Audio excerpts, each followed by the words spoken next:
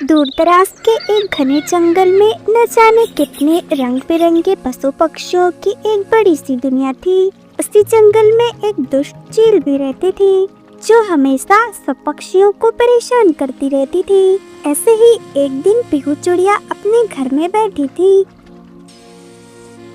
अच्छा हुआ, बारिश के आने से पहले मैंने मेरे लिए घर बना लिया। अब मुझे बारिश की कोई टेंशन नहीं होगी। अब मुझे मेरे लिए थोड़ा सा भोजन इकट्ठा करना होगा। ऐसा कहकर वो अपने घर से भोजन ढूंढने के लिए बाहर निकलती है। तभी वहाँ वो दुष्ट चील भी आ जाता है।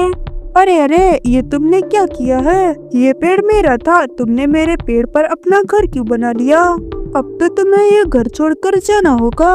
ये आप क्या कह रहे हो चील भैया? मैंने ये घर बहुत मुश्किल से बनाया है। आप झूठ क्यों बोल रहे हो? झूठ? मैं झूठ क्यों बोलूँगा? अगर ऐसी बात है तो उठाओ अपना घर और यहाँ से चलते बनो। ये आप क्या कह रहे हो चील भैया? मैं इसे कैसे ले जा सकती हूँ? तो निकल जाओ यहाँ से, ये पेड़ मेरा है, नहीं तो मैं तुम्हें मारकर यहीं खा जाऊंगा और किसी को कानो कान खबर तक नहीं होगी। ये सुनकर पीहू बहुत डर जाती है और रोते हुए वहाँ से चली जाती है। वो घर के अंदर चला जाता है। अरे वाह, इस छोटी चिड़िया ने तो बहुत ही अच्छा घर बनाया है। चलो थोड़ी देर आराम ही कर लेता हूँ। इधर पीहू एक पेड़ पर बैठकर रो रही थी और जैसे तैसे रात गुजर जाती है और सुबह हो जाती है।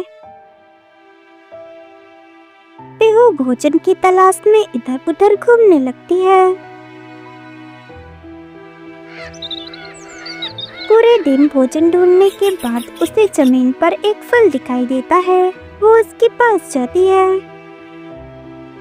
अरे, यहाँ तो कोई फल का पेड़ भी नहीं है, फिर यहाँ ये फल कैसे आया? चलो कोई बात नहीं, अच्छा हुआ जो ये फल मुझे मिल गया। मुझे तो बहुत जोरों की भूख लगी है। ऐसा कहकर वो फल को खाने लगती है। तभी वो फल हवा में उड़ जाती है।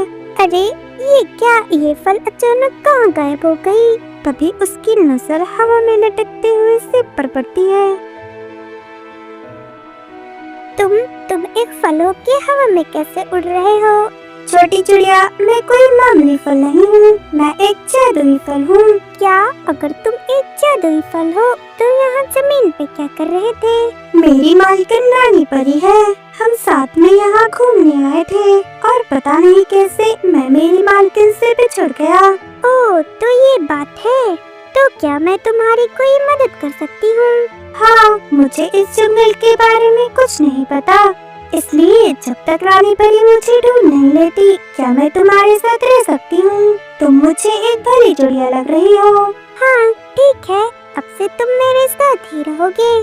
चलो मैं तुम्हें अपना जंगल दिखाती हूँ। पीहू जादुई सेब को पूरा जंगल दिखाती है और वो दोनों थककर एक पेड़ पे आके बैठ जाते हैं। अगर उस दुष्चिल ने मेरे घर पर कब्जा नहीं किया होता तो आज मेरा भी घर होता। उसकी बातें जादुई सेब सुन लेता है और वो पीहू से कहता है, दुष्ट चील ये कौन है?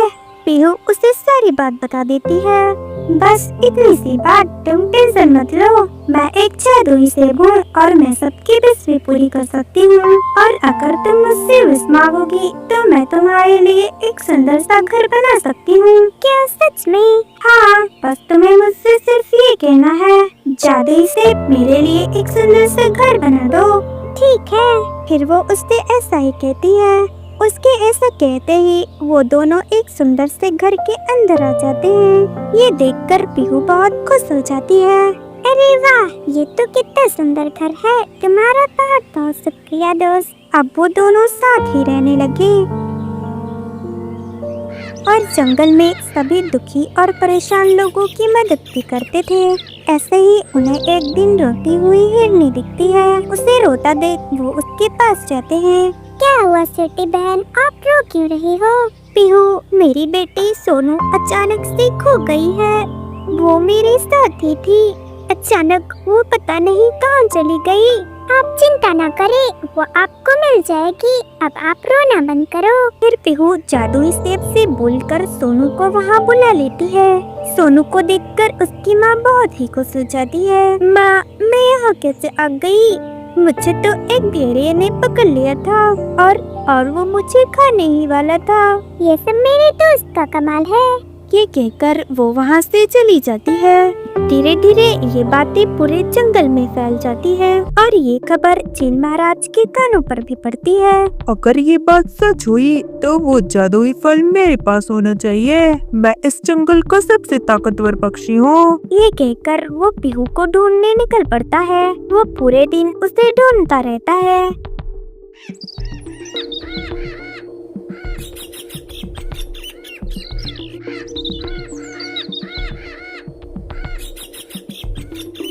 फिर थककर एक जगह आकर बैठ जाता है। पता नहीं कहाँ चली गई है ये। बस एक बार ये जादुई फल मुझे मिल जाए, फिर तो सारे जंगलवासी मेरे गुलाम होंगे। वो ऐसा सोच ही रहा था, तभी उसे एक चमकदार घर दिखाई देता है। वो घर के अंदर पहुंच जाता है, जहाँ पीहू और वो जादुई फल गहरी नींद में सो रहे थे। वो चील धीरे से जादुई फल की टोकरी उठाता है और वहाँ से अपने घर के लिए निकल पड़ता है। वो जादुई सेब को एक पिंजरे में बंद कर देता है।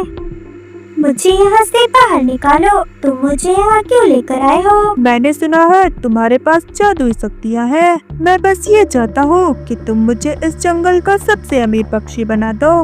लगता है ये वही दुष्ट चील है जिसके बारे में पीहू ने बताया था। इसे तो सबक सिखाना पड़ेगा। हाँ, क्यों नहीं, पर उसके लिए तुम्हें मुझसे विश मांगनी होगी। ठीक है, ए जादुई सेब, मुझे ढेर सारे सोने के सिक्के दो। उसके ऐसा कहते ही जादुई सेब सिक्के गिराना शुरू कर देता है। सिक्के इतने सारे होते हैं कि वो चील उन्हीं सिक्कों में दब जाता है और जोर जोर से चिल्लाने लगता है, पर सिक्के गिरना बंद नहीं होते और वो उन्हीं सिक्कों में दबकर मर जाता है और वो जादुई सेब भी पिंजरे से बाहर आ जाता है।